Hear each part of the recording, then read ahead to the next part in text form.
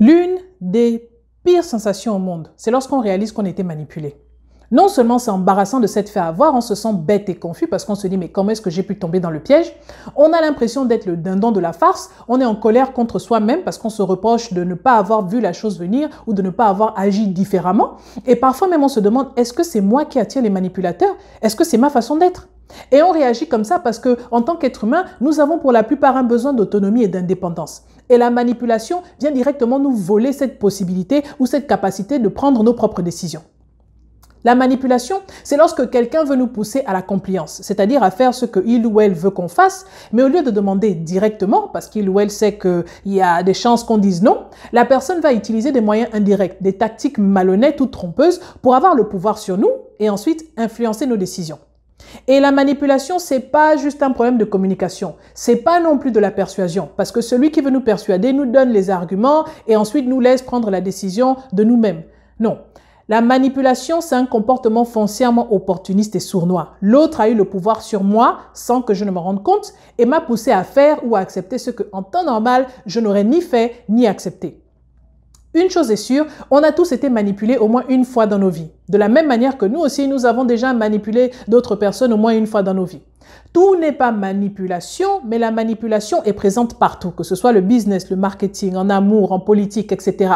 Il y a des centaines de tactiques et de stratégies de manipulation. Certaines sont subtiles, d'autres sont évidentes. Certaines sont rapides, d'autres font partie des stratagèmes qui durent des années et les conséquences peuvent être positives, négatives ou anodines. Maintenant, même si c'est vrai que la plupart des gens ont déjà utilisé des techniques de manipulation par-ci par-là pour parvenir à leur fin, il y a par contre certaines personnes pour qui la manipulation fait naturellement partie de leur façon d'opérer. Par exemple, les gens qui ont des troubles de la personnalité tels que narcissiques et antisocial. Et il y a aussi des gens qui sont particulièrement susceptibles d'être manipulés, donc qui sont plus facilement manipulés. Par exemple, ceux qui ont le trouble de la personnalité dépendante. Mais ça, ce sont des cas bien spécifiques. Et pour cette vidéo, on ne parlera pas de personnalité, on ne parlera pas de trouble. On va se concentrer sur l'interaction sociale de tous les jours et sur certaines erreurs de jugement. On ne parlera pas non plus de toutes les formes de manipulation, en amour, en politique, etc. On va se concentrer sur le marketing, même si vous constaterez que certaines de ces solutions touchent aussi à d'autres domaines. En société, il y a des règles, il y a des principes de communication par lesquels on interagit les uns avec les autres. Et ça nous permet de vivre en harmonie et de construire des relations. Et la manipulation, en fait, vient détourner ou pervertir ces principes. Il y a aussi des erreurs de jugement que nous, on a tendance à faire en tant qu'être humain, qui augmentent aussi le risque de se faire manipuler. Nous allons donc revoir ces erreurs de jugement et revoir ces principes d'influence et apprendre à éviter de tomber dans le piège. Le premier conseil pour éviter de se faire manipuler, c'est la vigilance. La manipulation opère le mieux lorsqu'on ne se rend pas compte de ce qui se passe. Pour éviter de se faire manipuler, il faut déjà la capacité de détecter la ruse. Certains d'entre vous me diront « bah oui, c'est logique ». Oui. Mais le problème, c'est que souvent, notre cerveau est en mode pilotage automatique. On fait beaucoup de choses dans la journée sans y penser, comme par exemple prendre une douche, se brosser les dents, conduire, se raser, etc. Parce que, comme ce sont des choses qu'on fait très souvent, le cerveau peut s'en occuper et s'assurer que ce soit fait rapidement, avec précision et correctement, sans qu'on ait besoin de réfléchir ou d'y penser. Et le cerveau donc se met en mode pilotage automatique. Comme ça nous libère l'esprit. Et ça permet de conserver notre énergie pour des choses qui sont plus importantes. C'est pour ça, par exemple, qu'on peut conduire en planifiant sa journée de travail ou qu'on peut se brosser les dents et réfléchir à une solution à un problème. Le souci, c'est que parfois, on reste en mode pilotage automatique, même lorsque quelqu'un nous approche pour nous faire une demande. Et on examine ce que la personne nous demande de manière paresseuse. On n'analyse pas vraiment, on ne réfléchit pas vraiment et ça nous rend vulnérables à la manipulation. Donc, avant toute chose, il faut être vigilant. Ensuite, il faut savoir dire non. Les gens, souvent, ont peur de dire non parce qu'on a l'impression que si on dit non, les autres ne vont pas nous aimer, ne vont pas nous accepter, vont se dire qu'on est égoïste, qu'on est mauvais ou qu'on est insensible. Et on veut tous être perçus comme étant des gens bienveillants et généreux. Et il y a aussi parfois la crainte que si on dit non, ça va causer un problème, une dispute, ça va jeter un froid ou ça va mener à une confrontation et on se dit c'est pas la peine. Parfois, on se sent même responsable de ce qui arriverait à l'autre si on dit non. La recherche démontre que la culture, le sexe et l'estime de soi jouent un rôle dans la difficulté que beaucoup ont de dire non. Les sociétés africaines, par exemple, sont majoritairement collectivistes. Donc, l'individu est né pour faire passer le groupe avant lui-même. C'est donc difficile de dire non dans ce contexte-là. Les femmes aussi ont moins tendance à dire non parce qu'elles sont conditionnées ou élevées avec la pensée qu'il faut être gentil, il faut être obéissante, il faut se sacrifier pour les autres. Et ensuite, les gens qui n'ont pas confiance en eux ou qui ont une faible estime de soi ont aussi des difficultés à dire non parce qu'ils se sentent maladroits, incompétents, mal aimés et ils font tout pour éviter d'être rejetés. Quoi qu'il en soit, c'est généralement difficile de dire non, mais c'est essentiel. Dire non quand c'est nécessaire permet de s'assurer qu'on conserve notre autonomie et ça permet aussi d'avoir un certain sentiment de contrôle. Ça ferme la porte aux manipulateurs qui tenteraient de chercher à nous utiliser et il ne faut pas s'inquiéter aussi de la réaction des autres. S'il y a un malaise, ce sera temporaire. Et il faut savoir qu'au contraire, dire non permet d'établir des limites saines et ça permet aussi d'obtenir le respect des autres. Donc, il faut savoir qu'on a le droit de dire non calmement, respectueusement, mais fermement, sans avoir à donner d'explications, à se justifier ou à se sentir coupable. Savoir dire non maintenant, c'est quelque chose qui se pratique. Ensuite, il faut avoir parfois le courage d'interpeller le manipulateur.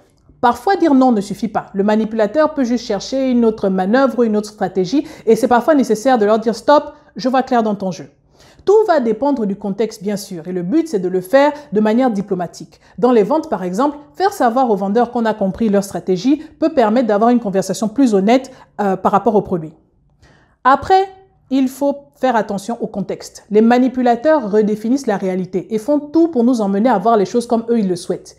Ils manipulent l'information afin de modifier le contexte et vous pousser à voir les choses de leur point de vue. Ils fixent les règles du jeu. Par exemple, quand un vendeur vient me voir en me disant que les articles sont normalement à 80 $, mais il me les vend à 40 $ et comme ça je fais de grosses économies, il essaye de changer le contexte pour me pousser à voir sa proposition à lui comme une aubaine, comme une bonne opportunité pour moi. L'économie, selon lui, c'est les 40 $ qu'il aurait pu prendre en plus, mais qu'il a enlevé du prix initial. Alors que non, l'économie, c'est si je garde mon argent, mes 40 $ dans ma poche, au lieu de les dépenser pour un produit que je n'avais pas de toutes les façons prévu d'acheter. Et le dernier point, c'est comprendre comment fonctionnent les 7 principes d'influence sociale. D'après les psychologues sociaux, il y a 7 principes de persuasion qui sont utilisés dans nos sociétés et qui font partie de nos interactions normales, quotidiennes, et que le manipulateur détourne à son avantage. Et la plupart des techniques de manipulation utilisent un ou plusieurs de ces principes. Le premier principe, c'est la norme de réciprocité. Le fait qu'on se sente obligé, si quelqu'un fait un geste positif envers nous, de retourner la faveur. C'est à cause de cette norme qu'on se sent obligé d'accepter le produit quand le vendeur fait semblant de baisser le prix ou de rajouter un bonus ou qu'il nous fait goûter un échantillon. On se dit, le vendeur a fait un geste généreux envers moi, un geste gentil, je dois aussi faire une concession en échange et acheter le produit. Comme stratégie pour déjouer ça, certains évitent carrément d'accepter les cadeaux, les échantillons ou les faveurs parce qu'ils ne veulent pas se sentir endettés. En réalité, il faut simplement se rappeler que la personne n'a pas diminué le prix ou rajouté un bonus pour nous faire un cadeau. Ce n'est pas un cadeau, ce n'est qu'une simple tactique de vente et que donc nous ne leur sommes pas redevables. Déjouer la norme de réciprocité revient à apprendre à détecter déjà les motifs réels de la personne quand elle dit qu'elle nous fait une faveur et prendre le temps de réfléchir. Est-ce que vraiment c'est une faveur? Est-ce que vraiment c'est un avantage pour moi? Et qu'est-ce que la personne elle-même a y gagné? Ensuite, il y a l'engagement et la cohérence. Rappelez-vous qu'on n'aime pas se contredire, on n'aime pas, quand on a conclu un accord, revenir dessus parce qu'on a horreur de paraître comme étant quelqu'un de peu fiable. Quand on a publiquement pris un engagement, on tient à aller jusqu'au bout. Et le problème, c'est que certaines stratégies de manipulation vont nous pousser à conclure d'abord un accord et à nous engager pour qu'après la personne augmente le prix ou dévoile les frais cachés et nous après on se sent coincé parce qu'on a déjà dit oui, donc on se dit ok, c'est pas grave, je vais aller jusqu'au bout malgré tout. L'une des solutions serait de demander toute l'information avant de s'engager parce que la clé, c'est que la personne ne nous dit pas tout exprès. Mais même si on a déjà pris l'engagement, une autre solution, c'est de se rappeler que l'autre ne nous a pas donné toute l'information et de leur faire la remarque. Si on ne savait pas ça depuis le départ, on revient sur notre décision parce que c'est l'autre qui n'a pas été clair. Après, il y a la validation sociale. Ça joue sur nos tendances conformistes. Le fait qu'on aime observer le comportement de la masse, on imite et parfois on reproduit bêtement ce que les autres font. Ça veut dire qu'on a plus tendance à accepter une demande lorsqu'on a l'impression que plusieurs autres personnes ont fait pareil. On va acheter un produit parce que tout le monde achète, tout le monde porte ça en ce moment, etc. Et c'est pour ça qu'il y a beaucoup de publicités, par exemple, qui vont dire le produit le numéro 1 mondial de services téléphoniques, etc.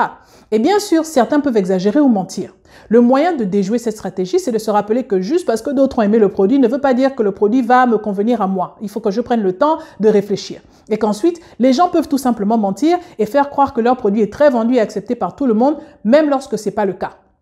Et ça, c'est un argument, l'argument de tout le monde achète ou tout le monde le veut, qui marche surtout lorsqu'on est en mode pilotage automatique. Parce qu'on se dit, ah oui, bon, si tout le monde achète, c'est que c'est bon. Après, il y a l'unité. L'unité, c'est quand le manipulateur cherche à établir un lien avec nous sur la base d'un point commun. Oh, on est de la même ville, on est du même pays. Oh, moi aussi, ma mère est africaine. Oh, on est immigrants tous les deux. Oh. Et ça crée un lien presque familial. On commence à voir la personne comme l'un des nôtres. On se laisse après plus facilement convaincre parce qu'on se dit peut-être on doit s'entraider, on est frères, on est un peu pareil. Alors que l'unité aussi, c'est un outil de manipulation et ça ne devrait pas nous empêcher d'examiner la proposition que l'autre nous fait. Oui, on est tous les deux frères, oui, on est tous les deux africains, mais quel est le deal que tu me proposes? Ensuite, il y a l'appréciation. Une autre raison pour laquelle certains vendeurs, par exemple, vont chercher à avoir des points communs avec nous, c'est pour augmenter les chances qu'on va les apprécier. Il y a différentes stratégies pour nous pousser à les apprécier qu'un vendeur peut utiliser. La beauté, par exemple, a une très grande influence sur nous. Donc, plus la personne est belle, plus on aura tendance à être influencé. Ils peuvent utiliser aussi les compliments. Ils peuvent aussi faire semblant de vouloir nous aider et de coopérer avec nous en disant « Non, vous en faites pas, je vais parler avec mon patron, on va vous trouver une réduction. » Ils font tout en fait pour créer un rapport, un lien positif avec nous. Et après, c'est plus difficile pour nous, lorsqu'on apprécie quelqu'un, de dire non. Mais il faut pourtant compartimentaliser, donc séparer et se dire oui, le vendeur est joli, le vendeur est gentil, mais est-ce que le deal qu'il me propose ou qu'elle me propose m'arrange? Une autre stratégie que les manipulateurs utilisent beaucoup, c'est la rareté. Ça, c'est lorsque le manipulateur nous fait croire que tout le monde se jette sur son produit et que si on n'achète pas maintenant, il n'y en aura plus. Ou alors que c'est une gamme exclusive, il n'y a que 100 comme ça en circulation. Et si vous achetez, vous faites partie d'une élite. Ou alors, si vous voulez acheter cette maison, il va falloir le faire maintenant parce que d'autres clients ont déjà fait des offres. Plus on a la sensation que quelque chose est rare, unique ou exclusif ou c'est désiré, plus on aura envie de l'obtenir, même si au fond le produit ne nous intéresse même pas. On a une réaction physique et émotionnelle, un peu comme si on était en état d'urgence et on se dit il faut absolument que j'ai le produit. Mais la clé, c'est de ne pas se laisser avoir par le faux sentiment d'urgence. Il faut refuser de prendre des décisions d'investissement à la va-vite. Il ne faut jamais laisser personne nous pousser à prendre une décision pressée, que ce soit un investissement ou un achat, parce que l'une des stratégies que les escrocs utilisent beaucoup, c'est la rareté. C'est la pression qu'ils nous mettent. Comme ça, on n'a pas le temps de se demander si on veut vraiment le produit. On n'a pas le temps de considérer le pour et le contre ou d'analyser l'offre. On se dit, il faut que j'achète. Le dernier principe d'influence, c'est l'autorité. Et ça, c'est le sujet qu'on va développer dans les prochaines semaines. On va parler d'autorité et d'obéissance et on va parler des dangers de la soumission. Et pour ceux d'entre nous qui avons grandi dans des dictatures, on comprendra pourquoi et comment l'armée d'un pays en arrive à tirer sur son propre peuple. Alors voilà, c'était tout pour la Minute Afro-Psychologie aujourd'hui. Si cette vidéo vous a plu, merci de like, de commenter, de partager. Vous pouvez retrouver la Minute Afro-Psychologie sur Facebook et vous pouvez vous abonner sur YouTube. Entre-temps, je vous retrouve la semaine prochaine pour parler psychologie.